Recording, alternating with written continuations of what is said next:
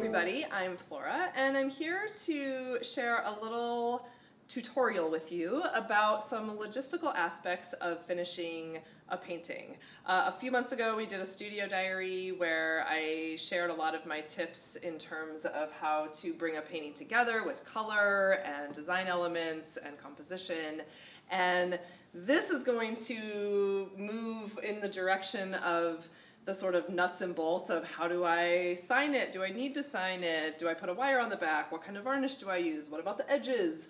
These are all questions I hear a lot, so I thought I'd just put together this quick little tutorial with the hopes that this will help you with those final touches so that your paintings can actually get shipped out or hung on the wall or whatever your plans are for them. So there are a few steps involved with these finishing touches that include signing the painting, putting the wire on the back, painting the edges, and varnishing. So I'm going to just move through each of those steps and give you my 2 cents. There's lots of different ways to do these, but these are the ways that I do them. There's a few simple supplies you're going to need, so I'm going to show those to you before we dive in. So I've gathered together the materials that I will need to do this finishing process. I'm going to sort of walk you through them here. I've got fluid titanium white, and this is for the signing of the painting because fluid paint is going to be a lot easier to do a nice fluid signature. It doesn't have to be white. It can be any color that you choose to do your signature in. Oftentimes I'll choose a color based on the colors in the painting.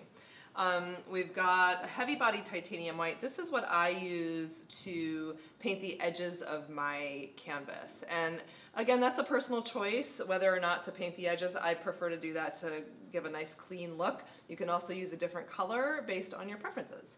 I've got 2 varieties here of the varnish that we're going to use as a spray to do a top coat. These are just 2 different brands. I'll talk you through those a little bit as we do that part of it. I've got a hammer to hammer in the eye hooks. I've got some water and a rag to have a nice wet rag just in case you get any paint on the front of the canvas, that's the actual painting.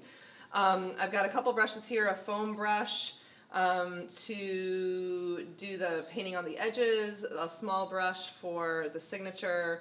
I've got a wire, just a simple threaded braided wire here, and my eye hooks with a little screw that just helps me screw those hooks in. So this painting is one that I just finished, and I haven't signed it yet because I always wait a few days to see if it actually feels really finished, which it does.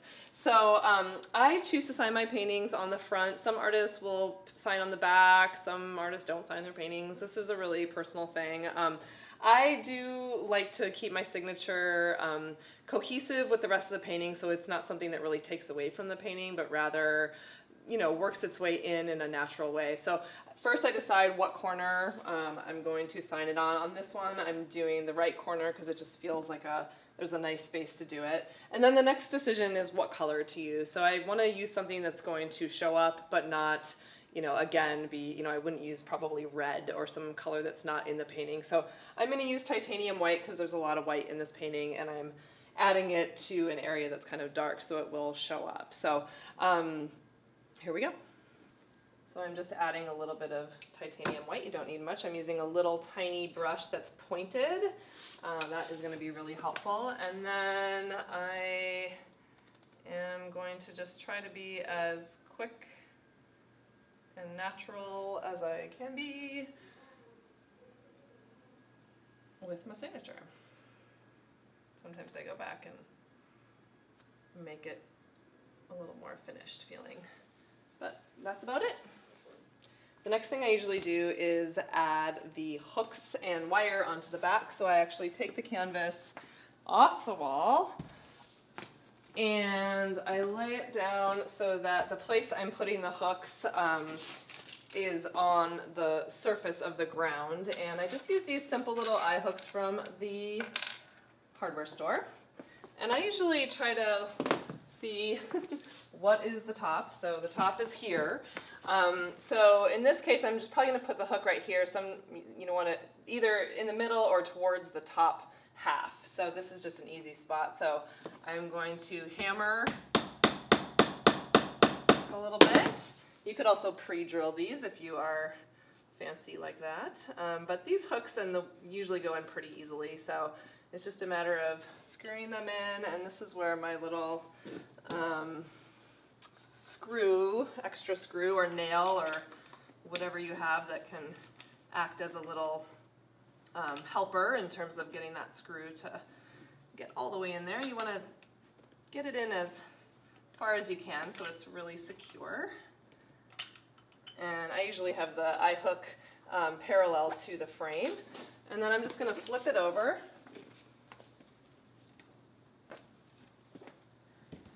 And grab my second hook. Line it up evenly, which is easy because it's just right in the middle there. Hammer it in. Ah! Sometimes that happens.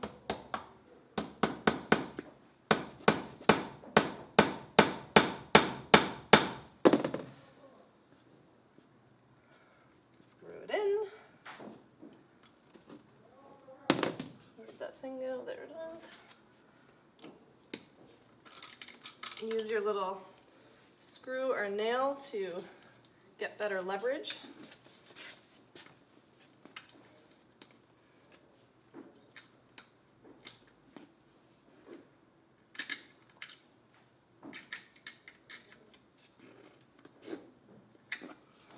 There we go.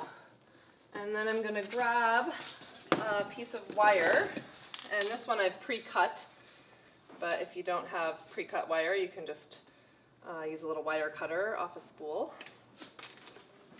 And I'm going to wrap it through the eye hook and just wrap it around itself a few times.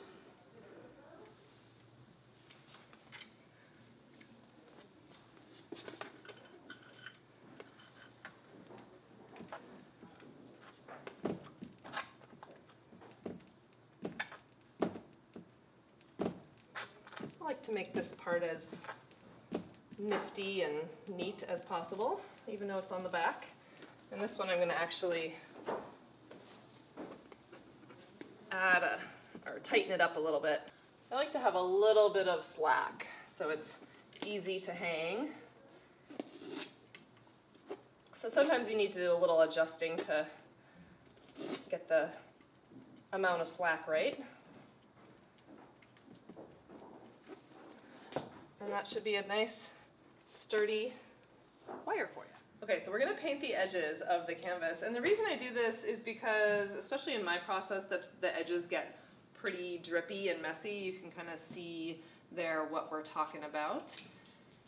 And so I like to, like I mentioned before, just use heavy body titanium white paint. You can also use gesso for this, or any color of paint that you choose. I like to have a rag with just a little bit of water on it, because sometimes as you're painting the edges you'll get a little paint on the front, which obviously you don't want. So it's easy to, at this point, just wipe it off so that you keep your painting nice and clean. And basically I just use a simple foam brush.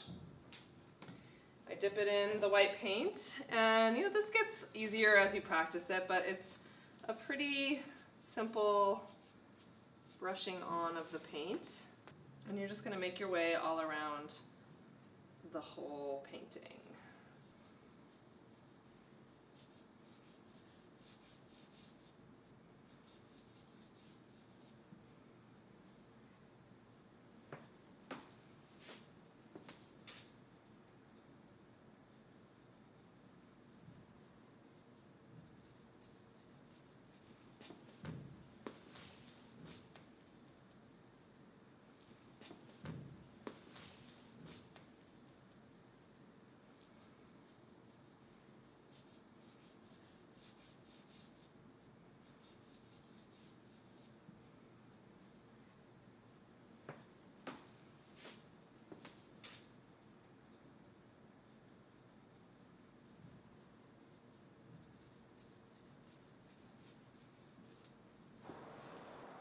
As you can see, we are outside my studio, which is a really, really important thing when you're using this archival varnish. This stuff is nasty, toxic, and should never be sprayed inside. I also have, as you can see here, a respirator. This is Also really important, if you're using this stuff, I highly recommend wearing a respirator, as you'll see me doing in this video.